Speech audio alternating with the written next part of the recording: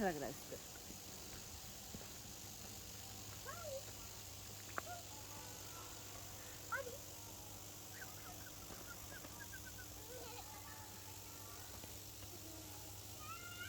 उसको मजा आ रहा है।